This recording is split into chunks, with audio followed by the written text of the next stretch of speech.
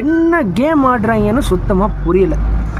காலையில் ஹைகோர்ட்லேருந்து ஜனநாயகன் படத்துக்கு சென்சார் சர்டிஃபிகேட்டை வந்து உடனே கொடுக்கணும் அப்படின்ற மாதிரி வந்து ஒரு நீதிபதி வந்து சொல்கிறாரு.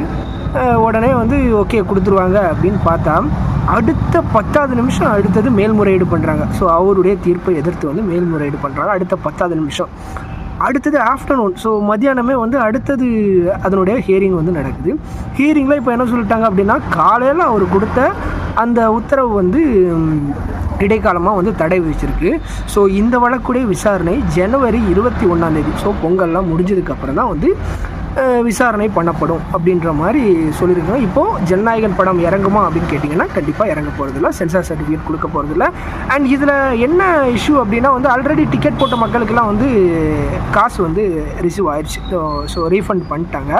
பட் அந்த ஓவர்சீஸ் ஃபாரின்லலாம் வந்து டிக்கெட்லாம் புக் பண்ணியிருப்பாங்கல்ல, ஸோ அவங்களுக்கெல்லாம் வந்து ஏகப்பட்ட சிக்கலில் தான் வந்து போயிட்டுருக்கு அப்படிங்கிறது வந்து அதுதான் யதார்த்தம்.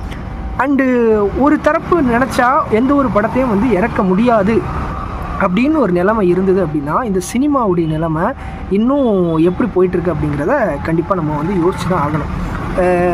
பிஜேபியோ டிஎம்கேயோ so whatever it is, யாராக இருந்தாலும் சரி. ஸோ அவங்க ஒரு ஆள் நினச்சா வந்து ஒரு விஜய் வந்து தன்னுடைய கூட்டணிக்கு வரல, ஸோ தனக்கு வந்து ஒத்து போகலை அப்படின்னா வந்து அவரை எவ்வளோ தூரம் வந்து அந்த மனுஷனை வந்து வெளியே விடாமல் வந்து எவ்வளோ தூரம், ஒரு பக்கம் மீட்டிங் நடத்துறதுக்கு பர்மிஷன் கொடுக்க மாட்டாங்க, ஒரு பக்கம் நடித்த கடைசி படம் அந்த படத்தும் வந்து வெளியே விட அனுமதிக்க மாட்டாங்க. ஸோ வந்து என்ன கதறிட்டு இருக்கான் அப்படின்னு வந்து நீங்கள் சொல்லுவீங்க. அது சொல்லப்போனால் அது கதறல் தான் அப்படின்னு தான் சொல்லணும். ஏன்னா ஏகப்பட்ட பேர் வந்து எப்படா அந்த ஒரு படம் கடைசி படம் வந்து வெளியேறும் அப்படின்னு வந்து எதிர்பார்த்துட்டு இருக்கிற ஒரு நிலைமையில் வந்து ஏதோ ஒரு அரசியல் ஆதாயத்துக்காக வந்து அதை கட்டுப்படுத்தி வைக்கிறது அது நியாயம் இல்லை. இது ஜனநாயகமும் இல்லை. ஜனநாயகன் படம் வெளியிறங்கல, இது ஜனநாயகமும் இல்லை அப்படின்னு தான் வந்து சொல்லும். அரசியல் காய் நகர்த்தலுக்கு இந்த சினிமா அப்படிங்கிறது எவ்வளோ தூரம் வந்து யூஸ் ஆகுது அப்படிங்கிறது இதில் தெரியுது. ஆல்ரெடி வந்து டிஎம்கே என்ன மீட்டிங் போட்டாலும் சரி, ரஜினி போகிறதா இருக்கட்டும், கமல் போகிறதா இருக்கட்டும், இப்போ விஜய் சேதுபதி, மணிகண்டன் அப்படின்னு சொல்லி, சிவகார்த்திகேயன் அப்படின்னு சொல்லி எல்லாரையும் வந்து அவங்க பக்கம் இழுத்துட்டாங்க.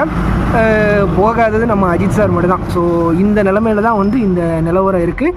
அடுத்ததாட்டு வந்து இந்த 21 போட்டிருக்கிற அந்த ஹியரிங், ஸோ அது இடையில் ஏதாவது பண்ணணும் அப்படின்னா இப்போ அடுத்தது வந்து சுப்ரீம் கோர்ட்டில் போய் வந்து ஜனநாயகன் படம் சார்பாக வந்து அவங்க மேல்முறையீடு பண்ணுனா இந்த ஹைகோர்ட் கொடுத்த இந்த அலோவன்ஸ், ஸோ இதை வந்து கட் பண்ணிட்டு பழையபடி வந்து சென்சார் சர்டிஃபிகேட் கொடுக்கணும்னு அண்ட் சுப்ரீம் கோர்ட்லேருந்து சொன்னால் இனி அடுத்தது பொங்கலுக்கு வெளியாகிறதுக்கு வாய்ப்புகள் இருக்குது. இல்லை அப்படின்னா பொங்கலாகவே தான் இருக்கும், ஜனநாயகன் பொங்கலாக வராது. இதுதான் இப்போதைக்கு இருக்கிற நிலவரம்.